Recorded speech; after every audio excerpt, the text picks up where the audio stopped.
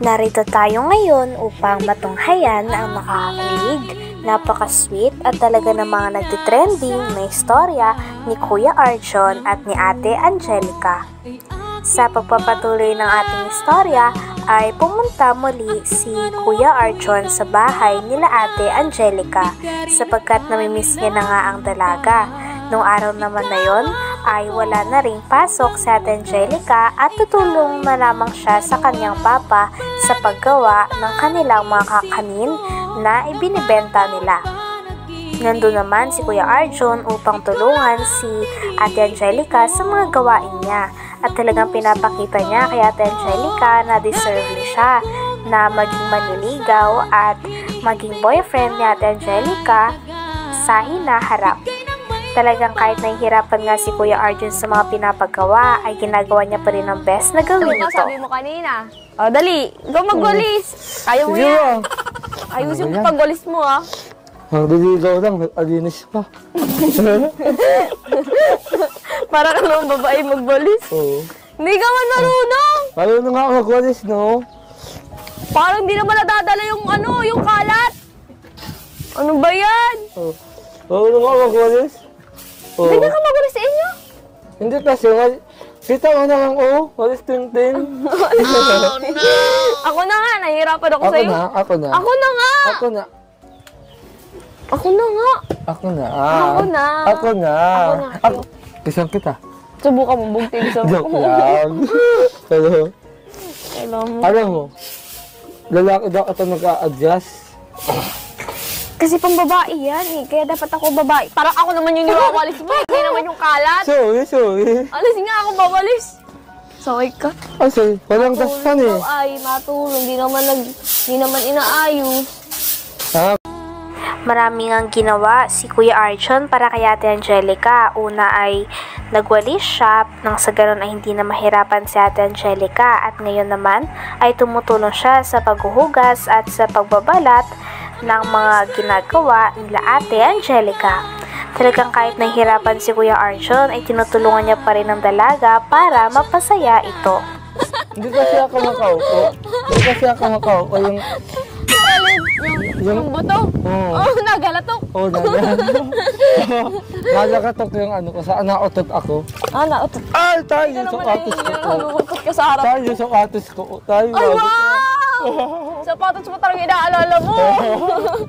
Oo, siyempre. Masaway ka.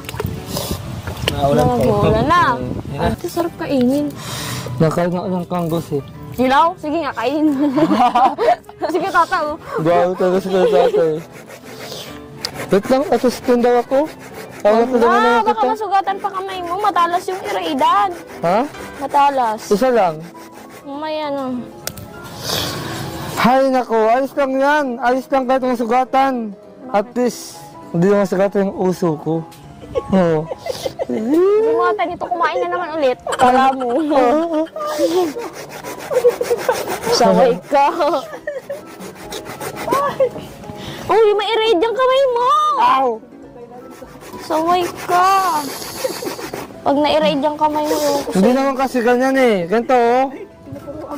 Wow, ako pa taga-tatuhan mo. Kamay ano na. Ganito. Oh, hindi yan cheese. Iba yan sa itis ha. Tigas yan. Tinulungan din ni Kuya Arjon si Ate Angelica sa pag-iinit o pagluluto ng dahon ng saging na paglalagyan ng produkto nila.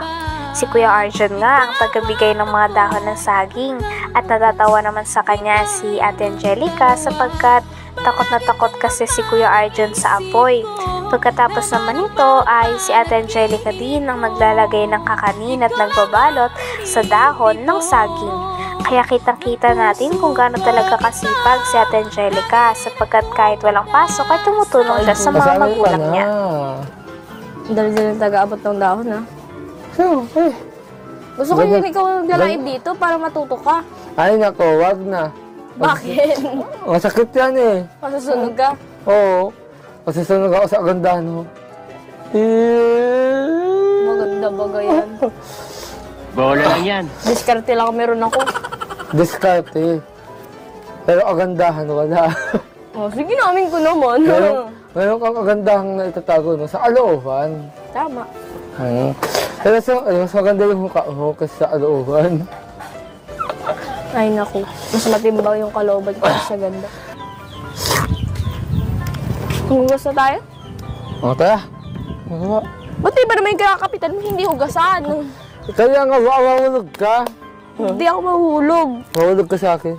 Yeah! Ay! Nang matapos na rin ang kanilang mga ginagawa ay syempre nagbonding na kaagad ang dalawa.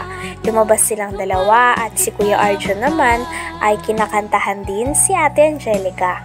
Kitang-kita naman na kinikilig si Ate Angelica sa tuwing kinakantahan siya ni Kuya Arjun. Kumanta din silang dalawa ng sabay at kitang-kita na napakasaya talaga nilang dalawa kapag magkasama. At patagal ng patagal ay mas nagiging sweet at nagiging mas malapit na nga sa isa't isa si Kuya Arjun at si Ate Angelica. Suko sa isang munting harana para sa'yo. Yon, grabe. Yung naman kalho. Joke lang. Oh, Arjun, anong kanta ang inalay mo kay ano? Ang inalay mo kay Angelica, anong kanta? Ako ngayon? Oh, kinantahan ko na kayo ha. Ikaw na naman yung kakanta para kay Angelica. Anong kantang inahanda mo para sa kanya?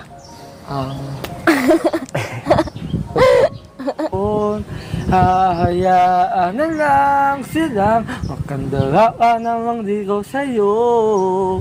Idadaan na lang kita sa awitin ko ito. Sabay tutog ng gitara. Sa huling parte naman ay kinausap naman ni Kalingap Tata si Ate Angelica at si Kuya Arjun. At talagang napaka-sweet nga ni Kuya Arjun sapagkat dahil nangihina ang loob nun ni Ate Angelica ay hinag niya ito.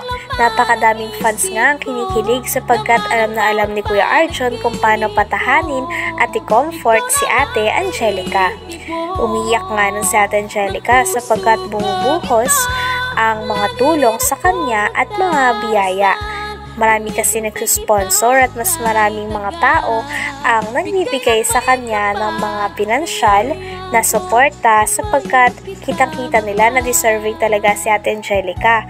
Bukod kasi sa napakabait nito, napakasipag at talagang lagi din siyang natulong sa kanyang mga magulang kahit may pasok siya.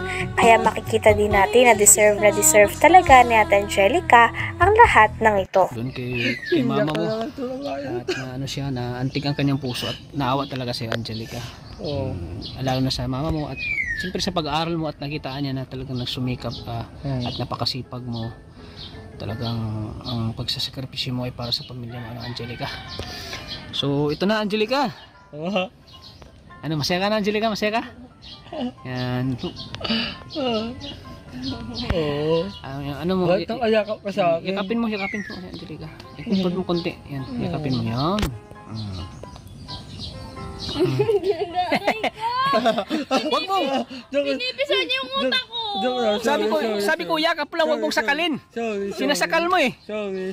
Ikaw sinasamantala mo eh. Sorry. Sinasamantala yung sinasakal eh.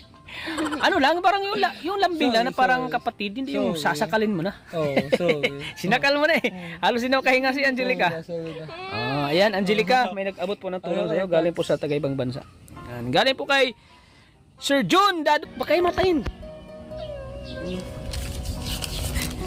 At total of 5,000 pesos mula kay Sir G in Singapore. Ayan. Sir G in Singapore, 5,000 pesos. 2,000! 3,000! 4,000! 5,000 pesos!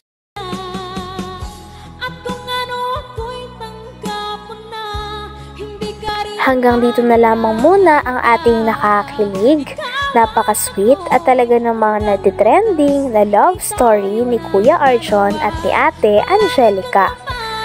Maraming salamat sa inyong panonood. Hanggang sa muli. Bye!